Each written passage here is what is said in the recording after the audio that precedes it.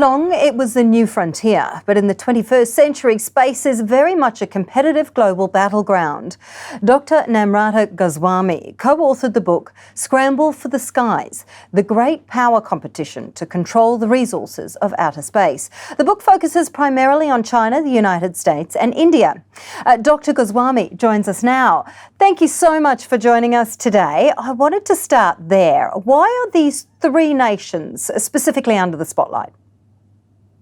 Sure, and thank you for having me. So basically, the three nations that we chose to work on in our book included the three nations that have the highest gross domestic product and also some of the most advanced spacefaring nations. And so the book focuses on the US as a key actor in space and space power projection, and actually the number one actor, followed by China, which is very close in terms of competing with the US for global leadership, and then India as an important player in Asia as well. When you look at this particular time in history, it's being characterised or defined as the second space race. What does that actually mean? Sure. So what is important today and very critical to understand is that the space race that we are seeing today is very different from the space race that we saw during the Cold War, which was a lot about prestige and technology demonstration. And what is even more interesting is that that space race was dominated by the US and the erstwhile USSR.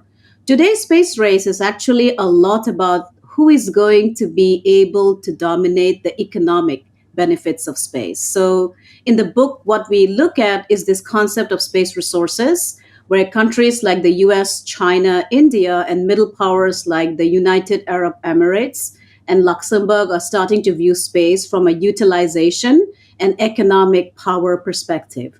So the second space race is a lot about which country will be able to, for example, get to the lunar surface for the first time and will be able to utilize the resources on the moon, for example, like water ice, which we can use for rocket fuel or for sustainability of human presence, and helium-3, which is also a very important mineral found on the moon, which can be used for rocket fuel. For example, in technologies like nuclear fusion. So to end, I would say that the second space race is different because, first of all, it's about economic advantage, which country is going to dominate from that economic perspective. It's not so much about prestige and technology or ideological demonstration. And finally, I'll end by saying that the second space race includes a lot more actors, not just the two actors we saw during the Cold War. From the geopolitical angle, is there a concern within this race of all of these countries that are now part of this second space race? Yes, there is a concern because, first of all, if you look at some of the articulations coming out of China, for example, from some of China's lead space policy makers and thinkers and scientists, they argue that they view space and, for example, concept like the moon as a territory. And given China's strategic culture and historical proclivity based on its internal, domestic, and historical analysis, you can see that China tends to be aggressive when it comes to resources, say on the South China Sea or Tibet, right? So if China argues that space is similar to that kind of territorial imagination, then there is reason for concern that a similar strategic culture might play out. The second concern, which I actually flag in the book, is that because the idea of utilization of space resources from an economic perspective is so new, the treaties that were drafted and signed during the Cold War, for example, the Outer Space Treaty of 1967, does not actually deal with concepts like how do you share these resources. So once you get there, given that space is a province of mankind, as the language of the Outer Space Treaty tells us, it does not go on to say that, okay, if China or US or India finds water ice on the lunar surface or mines the lunar surface for helium-3, or say these countries mine an asteroid for rare earth metal like platinum, how do you go about sharing it is not really indicated in any of the treaties that exist today on space. And given that, the concern is that what happens if one particular country claims real estate, say on the moon, as you pointed out,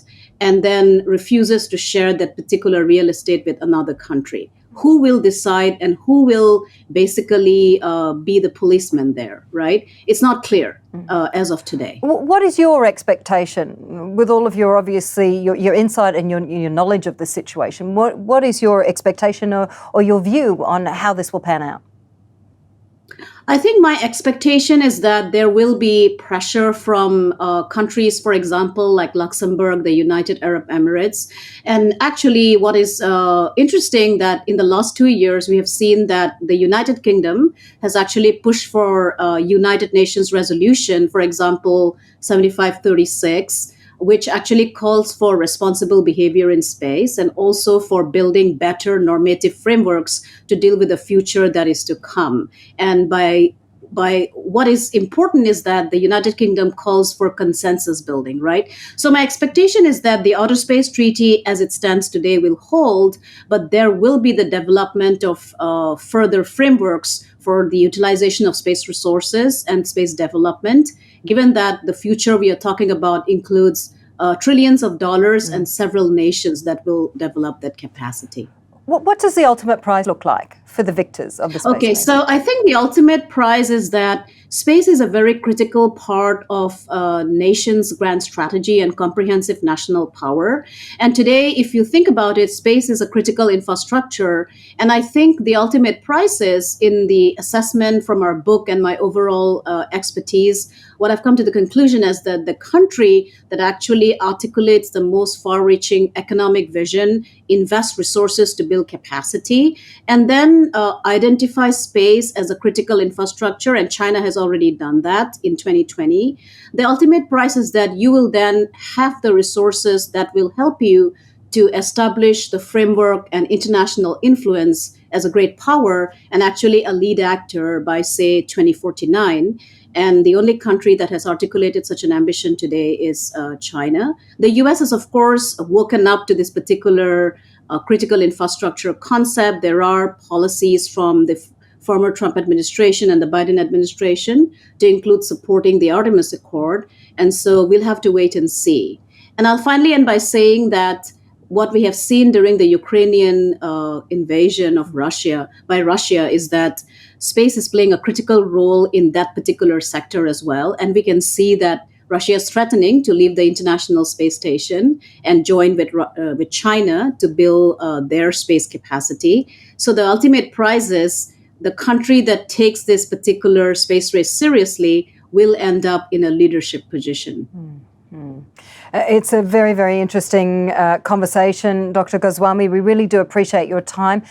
Thank you so much for joining us today. Thank you so much for having me. Dr. NAMRATA GOSWAMI with us there, the co-author of Scramble for the Skies.